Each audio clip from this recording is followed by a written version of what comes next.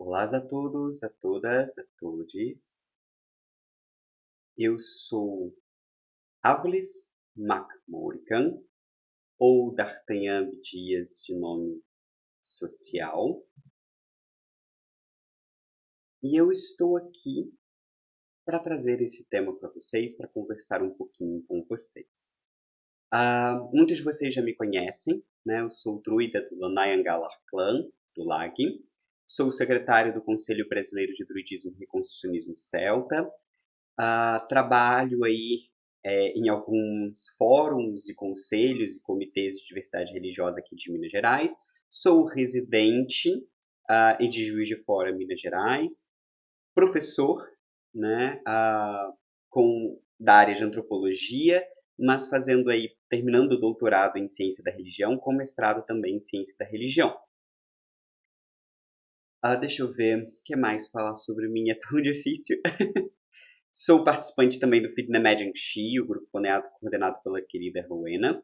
E sou carteirinha quase que fixa aí do Encontro Paulista de Druidismo e Reconstrucionismo Céltico, EPDRC, porque eu tenho muito carinho e parceria por este encontro já há bastante tempo. E estou hoje aqui para conversar com vocês sobre uma questão bem pontual e que às vezes é bem chatinha, que é o problema da generalização. Essa minha palestra vai ser um pouco sequência à palestra que eu dei no Encontro Brasileiro de Druidismo e Reconstrucionismo Celta, o EBDRC, de 2020, que está disponível no YouTube, EBDRC Oficial. É um pouquinho continuação, porque lá eu falava das questões de aculturação, eu falava de várias dessas questões, e aqui eu vou falar da generalização. Então eu vou seguir por este caminho, eu não vou falar nada sobre o celtismo em especial, porque eu acho que esse tema ele merece ser um pouquinho debruçado, a gente precisa conversar um pouquinho sobre isso. Eu espero que a minha palestra não seja muito longa, na verdade eu espero fazer uma palestra bastante curta, mas que ao mesmo tempo ela seja bastante reflexiva para cada um de nós, para que a gente possa pensar um pouco mais sobre o que é construir, reconstruir, vivenciar e estudar a nossa religiosidade. Isso porque nós, da espiritualidade céltica, incorporando aqui todo o aspecto da espiritualidade céltica, o paganismo celta, reconstrucionismo celta, xamanismo celta, druidismo, né, todo o revivalismo, todas as nossas gamas, né, de espiritualidade céltica estariam comportadas dentro de um grupo maior chamado paganismo. E muitas vezes nós da comunidade não falamos tanto ou não usamos tanto esse grupo, porque existem muitos problemas dentro desse grupo, muitas questões aí, muitas arestas não aparadas, que vêm exatamente da questão da generalização, que é contextualizável, que é uma coisa que a gente já conhece, que a gente já trabalha, que a gente pode repensar maneiras. Mas nós precisamos nos unir. Sem união pagã, nós somos a minoria da minoria da minoria. Quando nos unimos, nós nos tornamos uma minoria bastante expressiva. E há distinções, há diferenças entre nós? Sim, que devem ser respeitadas, devem ser contidas, devem ser mantidas. Mas nós temos sim que entender e que perceber que somos parte de um grupo maior. Porque se a gente não se entende parte desse grupo maior, a gente acaba atrapalhando o nosso avanço e o avanço do outro e nos perdendo em brigas e em tretas, em problemas desnecessários, que só nos atrasam, que só nos dividem e, como os celtas bem mostraram na história do passado, povos muito divididos são facilmente conquistados e dominados. Não vamos, né, repetir os erros dos nossos antepassados. Vamos aprender com esses erros e nos aperfeiçoar enquanto comunidade. Então é um pouco nesse sentido que eu quero falar com vocês. Tanto do problema da generalização, quanto do problema do oposto, né? E aqui a gente tem essa mesma questão. Somos pagãos? Sim. Isso é uma generalização? Sim. Mas nós não somos todos iguais. Somos da mesma forma com que somos brasileiros e não somos todos iguais. Da mesma forma com que podemos ser druidistas, reconstrucionistas, paganistas, né, para não falar pagãos celtas, mas paganistas, xamanistas, e não somos todos iguais.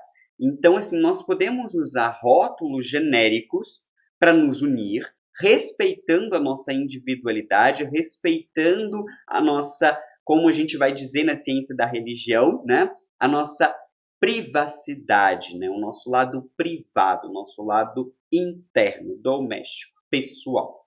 Tem aqui os meus contatos para quem quiser entrar em contato comigo depois dessa palestra, tanto para criticar, para conversar, para debater. Meu e-mail, meu Instagram, meu Facebook. Eu espero você. Vamos lá, então? Por que generalizar é errado, né? A gente tem muito isso. Mas por que eu não posso generalizar? Por que eu não posso trabalhar com a generalização? O que está errado nisso? Bem, a generalização, ela retira a individualidade, se for de uma pessoa, singularidade de uma pessoa, ser ou coisa. Quando eu generalizo, eu perco essa individualidade. Quando eu digo que eu sou brasileiro, eu me torno igual, em tese, a todos os outros brasileiros. E ao dizer só eu sou brasileiro, eu não estou me referenciando na minha individualidade, que é registrada pelo meu nome, pela minha profissão, pelo meu momento, pelo monte de coisas pequenas que a gente tem em torno da gente, que faz com que a gente tenha a nossa individualidade, a nossa singularidade. As coisas, as religiões, também têm as suas singularidades, também têm as suas coisas específicas. Quando a gente generaliza, a gente acaba perdendo essa singularidade, e isso pode muitas vezes nos induzir ao erro, né, de dizer que uma coisa é igual a outra, enquanto na verdade elas no fundo só são parecidas. Não vou nem dizer que são similares, elas só parecem, só uma aparência superficial, mas no fundo elas são completamente diferentes. A generalização, ela não só pode ser desrespeitosa, como ela pode propagar informações erradas e inverdades, né? As fake news estão aí em voga do momento, né? E a generalização é uma das grandes maneiras de fazer fake news. Então, quando eu generalizo, quando eu falo, por exemplo, todos os brasileiros são calorosos, bem, o pessoal que não é caloroso, que é introvertido, que não gosta muito de contato social, não vai se sentir representado ali. Quando eu digo todo mundo de tal maneira é tal coisa, né? A gente pode propagar isso. A mesma coisa são informações de religiões, de espaços, de coisas em geral. Isso vale para toda a nossa vida. Quando eu generalizo, por exemplo, todos os celtas eram assim. Então, nem todos eram. Até porque celtas, no plural, é uma gama enorme de povos, de tribos diferentes, de grupos étnicos diferentes, que foram reunidos historicamente tanto pelos romanos quanto pelos historiadores tardios como membros de um mesmo grupo, mas que não se reconheciam na época como sendo membros de um mesmo grupo. Então eles são diferentes, eles têm as suas aleatoriedades, as suas diferenças, e que quando a gente junta no mesmo balaio, a gente propaga inverdades, porque o que é de um lado não é do outro. Vou dar um exemplo para vocês. O Oan. Todo mundo cita o Oan como um alfabeto, o oráculo, né? Celta. Ele não é celta, porque não eram todos os grupos denominados celtas que usavam o Oan. Ele é irlandês, ou no máximo gaélico, que é um grupo celta? Mas ele não pode ser generalizado porque ele não é encontrado em todos os lugares da onde os povos considerados celtas estiveram. Então a generalização, ela ajuda a gente a propagar um monte de inverdades. E ela pode ser tanto uma generalização histórica, falando, por exemplo, que a minha prática de hoje é celta. Não, essa é a minha prática hoje, inspirado na religiosidade, na cultura céltica. Mas ela não é celta, porque nós não somos celtas. Nós somos revivalistas celtas, no máximo, né? Mas nós não somos celtas de origem em si, porque os celtas tiveram um ponto final histórico, por assim dizer. Ainda que eu não considere isso muito fixo, porque eu acho que o povo evoluiu, mas é considerado historicamente que os celtas deixaram de existir após a romanização e a cristianização. É o mesmo povo que se transformou em irlandeses, escoceses, britânicos, córnicos, galeses, gauleses, ibéricos, né? São povos, em geral, que foram se transformando e se mantendo. Mas os celtas em si não são mais um rótulo possível para esse povo hoje. Então a gente tem que tomar cuidado na hora de generalizar coisas e atribuir a essas coisas questões históricas, porque a gente propaga uma inverdade. Se eu falo coisa de uma prática de hoje, criada hoje, pensada no hoje, como algo sendo celta, eu estou dizendo que aquilo existia num período histórico em que os celtas existiam também. E se isso não for, de fato, um fato histórico, a gente está propagando uma inverdade, uma fake news, por assim dizer. Né? Então é muito perigoso a gente sair generalizando. E tá tudo bem você falar, essa é minha prática pessoal, orientada, pensada, inspirada em como os celtas eram do passado. Né? A sua prática hoje. Você vive uma religião celta reconstruída, ou revivida, ou recriada, né? Mas você tem uma inspiração moderna do presente, com todas as questões modernas imbricadas. E isso vale para todo o restante das coisas no nosso dia a dia. A gente precisa diferenciar o que é nosso, o que é moderno, do que é do outro, do que é antigo, do que é geral, do que é social e do que é meu ponto de vista. E quando a gente generaliza, essas singularidades se perdem. E a gente acaba propagando informações erradas ou inverdades. Então, quando eu estou generalizando? Eu estou generalizando sempre que eu faço uma equivalência ou associação direta de dois ou mais temas, né? Ou seres, sem fazer as devidas referências. Então, a partir do momento em que eu coloco duas coisas generalizadas, duas coisas comparadas entre si, mas de maneira equivalentes, eu estou generalizando. Igual eu falei para vocês, né? O Oan como sendo celta. É uma generalização. Porque eu estou colocando celtas, um tema, Oan, outro tema, e falando que eles são equivalentes em certa medida, ou seja, que o Oan estava presente nos celtas como um todo. Um outro exemplo é quando eu generalizo, por exemplo, falando que Morrigan e Anu são a mesma deidade. Há indícios? É possível comprovar? Não. Então eu não posso generalizar. Ou quando eu falo que, por exemplo, Saci e Leprechaun é a mesma entidade. Né? Eu já ouvi isso, inclusive, por mais absurdo que pareça, eu já ouvi. Então, assim, eu estou generalizando porque eu estou comparando duas coisas como equivalentes. E essa equivalência pode ser tanto eu absorvendo um item dentro do outro, colocando como fazendo parte de um mesmo cesto, sem necessariamente perceber as diferenças que existem ali entre as coisas que já estão naquele cesto e aquele outro item que eu estou inserindo, ou quando eu de fato comparo em equivalência direta, né? Uma coisa igual a outra, tá? Tratando uma coisa como a outra ou como análoga a outra, ou seja, como idêntica, né? Como se fossem a mesma coisa descritas de formas diferentes. Então é aí que eu estou generalizando. Sempre que eu faço isso, eu estou generalizando. E eu preciso me atentar a essas questões da generalização para eu não ser desrespeitoso nem propagar nenhuma inverdade ou informação errada por aí.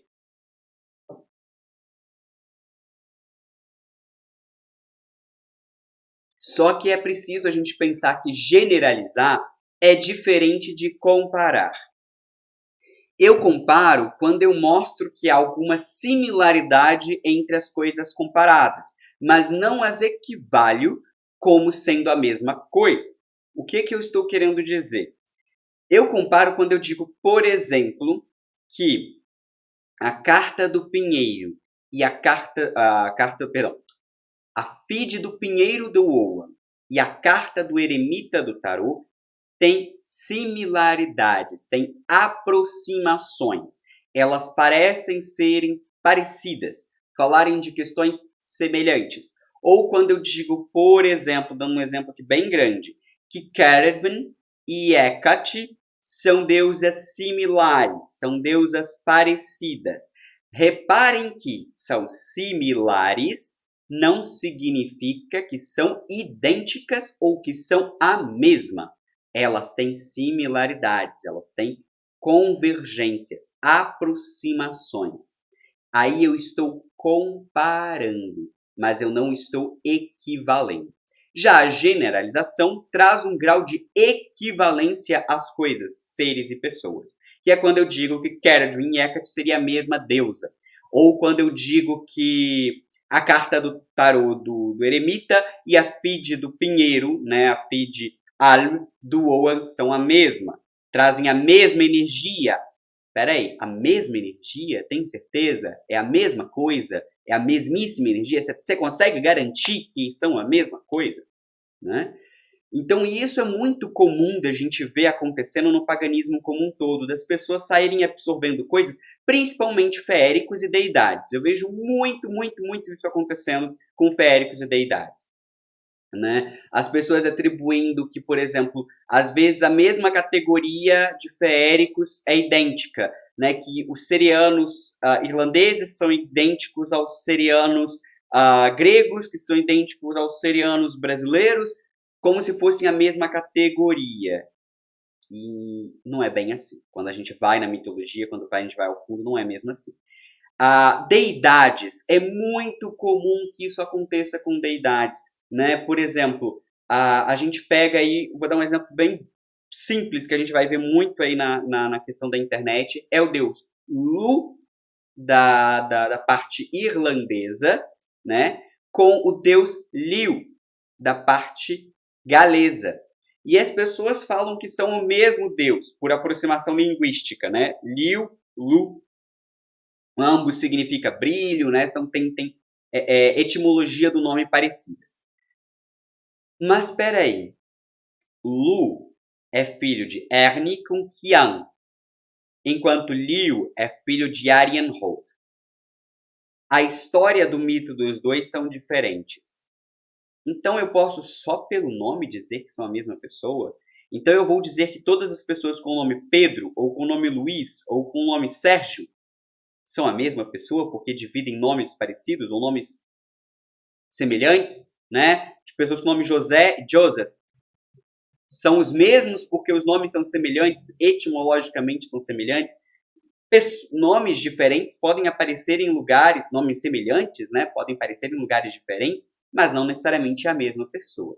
Então eu preciso sempre ver a parentalidade daquela deidade, a mitologia daquela deidade, e de fato se existe uma convergência entre essas deidades antes de eu dizer que são as mesmas. Mas eu posso dizer que elas são similares. Eu posso compará-las, fazer um estudo comparado dessas deidades.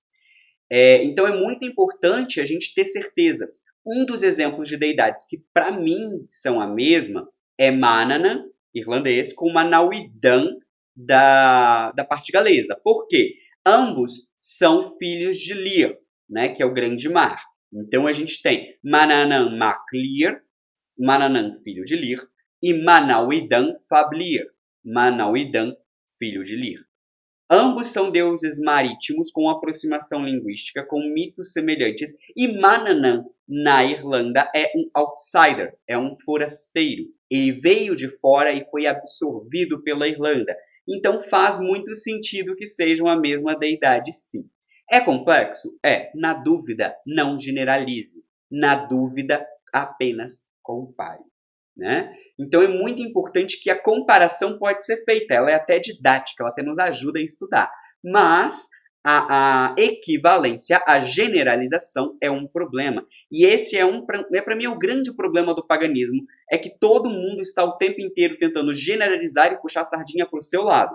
Generaliza com a sua ótica. E aí eu vou voltar lá naquela minha palestra que eu falei com vocês do Encontro Brasileiro de Druidismo e Reconstrucionismo Celta de 2020, que está disponível no YouTube do evento.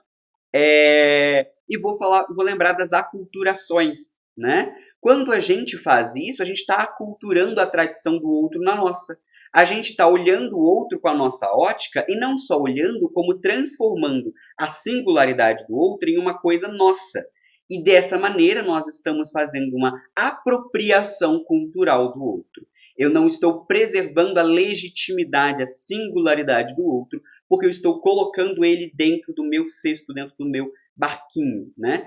E esse é um grande problema que existe no mundo moderno desde o século XVIII, que foi quando os estudos dessas outras civilizações começaram a acontecer, e os europeus foram colocando esses estudos dentro da sua própria ótica, fazendo as apropriações culturais com um forte cunho imperialista que nós veríamos dentro desses séculos. Né? Então, é uma tentativa de dominação à apropriação cultural, mesmo que nós não estejamos percebendo. Tá? Então, isso é mais um ponto para a gente tomar esse cuidado aí. Cuidado também com o radicalismo oposto. Se a gente não pode generalizar, a gente também não pode partir de uma ideia de pureza. Né? Tentar, não, isso é isso, isso é aquilo, ou você faz isso, ou você faz aquilo. Você não pode trabalhar com duas coisas similares e você não pode comparar ou trazer similaridade. Esse é um radicalismo que é baseado numa ideia de pureza que é inexistente. Não existe nenhuma forma de pureza. Nada é puro. Tudo tem processo de aculturação. Todas as culturas, todos os momentos, todos os lugares têm a sua aculturação. Porque nós temos culturas e somos pessoas de contato. Contato com outras tradições, com outros povos, com outras culturas. Sofremos a aculturação. Então não existe, mesmo se eu olhar para o passado, um povo, uma história, uma tradição que seja pura. Tá? Então a gente também não pode cair no radicalismo oposto, né? Temos que entender que tudo é intercultural. Então, sim, alguns elementos podem ser compartilhados entre culturas, outros elementos podem ser absorvidos, aculturados, sem apropriação ou com apropriação por uma cultura, e isso fazer parte daquela nova cultura resultante, e tudo isso tem que ser considerado. Não podemos agir com generalização, mas também não podemos agir com radicalismos, porque caso contrário, nós estamos incentivando e falando de uma coisa inexistente, né, que é a pureza. Não existe pureza, não existe celta puro, não existe algo 100% celta ou algo que seja exclusivamente celta. Da mesma forma com que não tem como replicarmos o celtismo do passado nas vidas de hoje. Né? Então nós temos uma recriação, uma reconstrução, um revivalismo. Tá? Generalização e radicalismo no paganismo é uma briga que a gente tem de influências, porque fica um lado falando, generalizando e falando que a gente tem que fazer parte desse mundo, que a gente tem que fazer os sincretismos e as coisas todas, enquanto o outro lado vai falar que não, que tem que ser puro, que tem que ser legítimo, que tem que ser tradicional, que tem que ser do jeito que está ali. E, gente, nada é puro 100% e também não devemos generalizar 100%. Né? A gente tem que aprender um meio termo. Qual que é esse meio termo? Contextualização, tanto histórica, tradicional, local, explicando como que as coisas funcionam. Né? Então, assim, como eu estou dizendo, é preciso aprender a comparar sem generalizar e compreender que não existe pureza em nenhuma tradição. Não existe ponto de retorno, apenas vivências mais ou menos históricas. Ou seja, eu posso ter uma vivência de cume mais histórico ou de cume mais momentâneo, mais atualizada. E também não podemos descartar a historicidade e a tradição pela inexistência do ponto de retorno ou pureza. Eu não posso simplesmente descartar a evolução das coisas porque não existe ponto de retorno ou pureza. Um exemplo disso é, nós da espiritualidade celta, muitos dos nossos materiais chega para nós cristianizados. E nós não podemos descartar a influência cristã, tanto medieval quanto a influência cristã em geral, dentro da própria tradição celta, que foi se remanescendo historicamente, que foi tendo a sua continuidade, sendo absorvida, apropriada e aculturada pelo cristianismo. Então tá tudo bem a gente trazer influências de origens ou de bases cristãs, porque faz parte dessa evolução histórica dos povos celtas. Gostando ou não, eles foram sim cristianizados, eles foram sim dominados. Então, faz parte dessas aculturações que muitas vezes são impossíveis de serem limpadas. E ao invés de buscar a pureza, a gente pode contextualizar. E isso já é de uma época tardia, cristianizada, isso teve influência romana, né? Nós podemos trazer essas contextualizações para as nossas vidas. Contextualizar é a chave para resolver o problema do generalismo e do radicalismo. E aí eu entro no ponto que era o que eu mais queria falar aqui com vocês. Eu entro no ponto dos arquétipos. Para a gente entender o problema dos arquétipos, eu gostaria de falar de um desconforto pessoal muito grande que eu tenho com este tema. Porque, para mim, tudo virou arquétipo dentro do paganismo. Tudo é arquetípico. O arquétipo disso, o arquétipo daquilo, o arquétipo daquilo outro. Os deuses de arquétipo tal. Mas a maioria das pessoas que estão falando isso, fazendo curso sobre isso e trazendo isso em seus livros, não tem conhecimento nem sequer razoável sobre o verdadeiro significado do conceito de arquétipo. E isso está embananando a cabeça de todo mundo, criando um caos generalizado na cabeça de todo mundo por conta dessas questões. Então, a primeira questão que eu vou falar para vocês é: se vocês não conhecem esse conceito, se vocês não trabalham com esse conceito, não os utilizem, tá? Não façam confusões, não utilizem, não propaguem inverdades, não generalizem aquilo que vocês não conhecem, não adotem conceitos que vocês não estão seguros para adotar. E nesse sentido, eu também vou pedir desculpa a vocês, porque eu vou ser muito en passant. Eu vou falar muito superficial sobre essa questão dos arquétipos, porque se eu fosse aprofundar, a gente teria que fazer um curso extremamente prolongado e eu não teria nem tempo, nem condições, nem a proposta para este momento. Então eu aqui não vou trabalhar exatamente o que é arquétipo com vocês, eu não vou trazer isso para vocês de maneira muito clara. Eu vou apenas falar o básico para vocês entenderem e aprenderem a diferenciar o grande erro que está acontecendo por aí. Então, assim, para quem quiser se aprofundar neste tema, eu vou indicar 2 livros de excelente contexto que vão ensinar vocês a entender o conceito de arquétipos e que vão ajudar vocês a trabalhar este conceito, né, a compreender melhor. O primeiro é o conceito de Jung, né, os arquétipos e o livro, perdão, de Jung, os arquétipos e o inconsciente. Jung é basicamente o fundador, se não foi de fato o fundador do conceito de arquétipo. Então, começar por aí é fundamental para a gente entender o que nós estamos falando e o que significa falar de arquétipos. E o segundo é o livro do Mircea Eliade, Tratado de História das Religiões. É um livro grande, um livro muito gostoso. Eu recomendo todas as pessoas do paganismo a lerem esse livro, porque ele traz uma gama de interpretação e ele abre a cabeça da gente. Eliade é generalista, porque ele viveu numa época onde essas generalizações aconteciam, e vocês vão ver isso no livro, então é preciso fazer essa leitura crítica para limpar esse generalismo deles. Mas ele trabalha com maestria o conceito de arquétipo ao estudar as deidades e os seus símbolos. Lembrando que ele era de uma época fortemente cristã, onde essas deidades eram vistas como símbolos. Né? E para a gente entender os arquétipos, nós precisamos pensar talvez em uma parte mais simbólica. Apesar dos arquétipos serem muito mais forças do que símbolo, né? Eles podem ser tratados ou podem ser interpretados como símbolos antigos, né? Ou símbolos arquetípicos, como o nome já diria. Então o Eliade ele vai seguir mais por esse lado do simbolismo arquetípico do que pelo arquétipo mesmo. Quem entendeu o que é arquétipo? Jung. Quer ver a aplicação do arquétipo dentro do estudo de deidades? Mircea Eliade, Tratado de História das Religiões. Tá? Fica a minha sugestão para aqueles que quiserem aprofundar sobre o tema. Mas vamos lá. Né? Vou explicar para vocês o que significa o arquétipo e a gente vai trabalhar alguns exemplos sobre isso no próximo slide.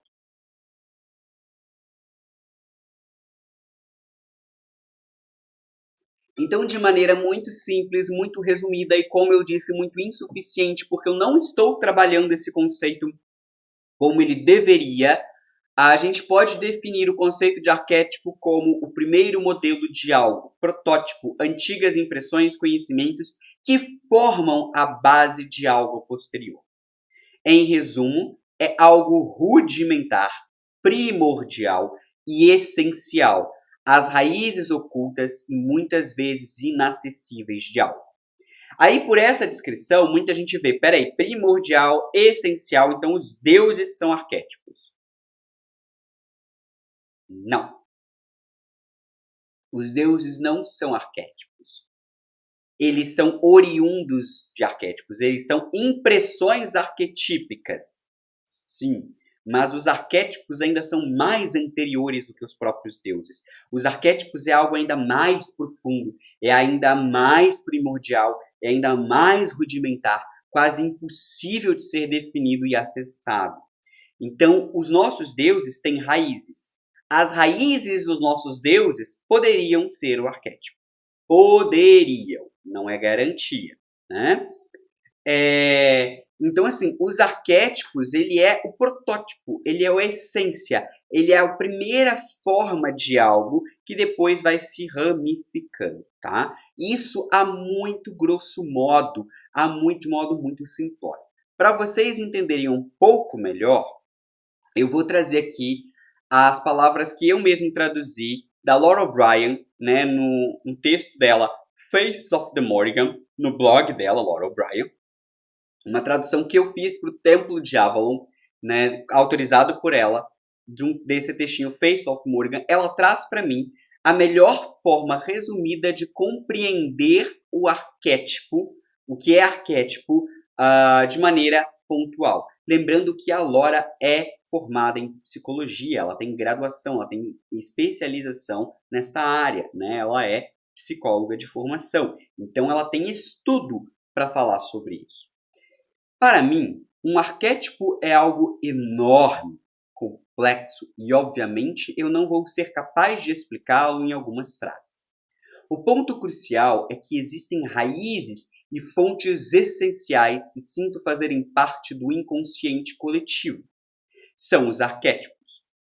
Em certa medida, cada deidade origina-se de um modo, de uma forma arquetípica. É como se todas pertencessem à mesma raiz. Talvez. Mas, como crescem em diferentes culturas, com diferentes fontes de alimentos, diferentes fontes de luz e diferentes energias que lhes são fornecidos, e com diferentes cuidados e cultivos, elas crescem como deidades muito diferentes. Cada uma dessas deidades são plantas, usando essa analogia. Cada uma dessas plantas ou árvores, ou o que quer que cresça das raízes, é diferente uma da outra. Mas quando você as rastreia até o fundo de suas raízes, você chega à mesma fonte. Essa é uma versão muito simplificada de como eu entendi deidade. Né? Então, como eu entendi a palavra deidade, né? O significado de deidade. Então, é aqui que a gente vai trabalhar e vai entender um pouco melhor. Quando eu falo, por exemplo, que Lu, Liu, Lugos, talvez até Apolo, se a gente pudesse colocar, possuem uma origem na mesma forma arquetípica, eles não são os mesmos arquétipos, tá? Não é o mesmo arquétipo, nem são a mesma forma arquetípica. Eles são deidades completamente diferentes, que têm as mesmas raízes arquetípicas e não necessariamente a mesma personalidade, mas eles se alimentam da mesma fonte. Né? Eles têm os mesmos simbolismos, os mesmos arquétipos lá no fundo das suas raízes. Isso eu posso trabalhar.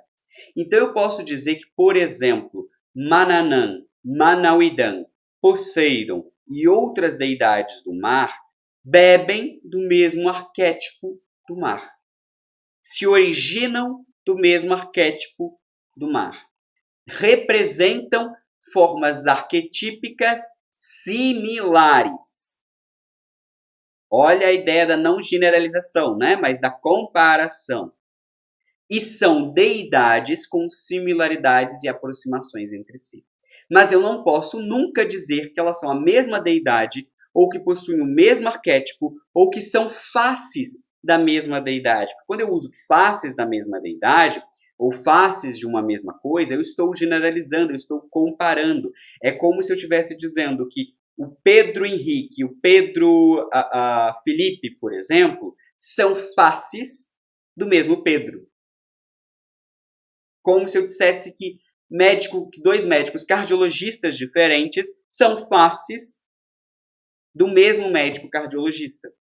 Eu não posso comparar a ponto de equivaler, mas eu posso comparar ao ponto de rastrear que existe uma força arquetípica, existe algo muito mais profundo ali que unifica essas deidades e que não necessariamente são outras deidades ou outros deuses, são outras forças presentes nesse inconsciente coletivo, presente nessa força maior que nos une, que nos traz de significado, de simbolismo, de questões maiores que nos torna pessoas sencientes como somos. E nós compreendemos essas deidades baseadas nesse inconsciente coletivo, nessas formas arquetípicas que são geradas. Por isso elas são similares, mas elas não necessariamente são a mesma. Então, com isso, o que eu quero dizer é para a gente não comparar. e para a gente tomar muito cuidado ao trazer conceitos oriundos da ciência ou de outras áreas como formas de exemplificar e justificar as nossas práticas, sem que isso seja um fato, sem que isso seja uma verdade, sem que isso seja algo que nós possamos realmente trabalhar e comprovar. A gente está tudo bem falar que é tradição religiosa, e vamos evitar ficar comparando e equivalendo deidades ou questões sem um estudo embasado, sem uma questão aprofundada. Isso vale para os féricos. Eu não posso comparar o Saci com um Leprencal com um gnomo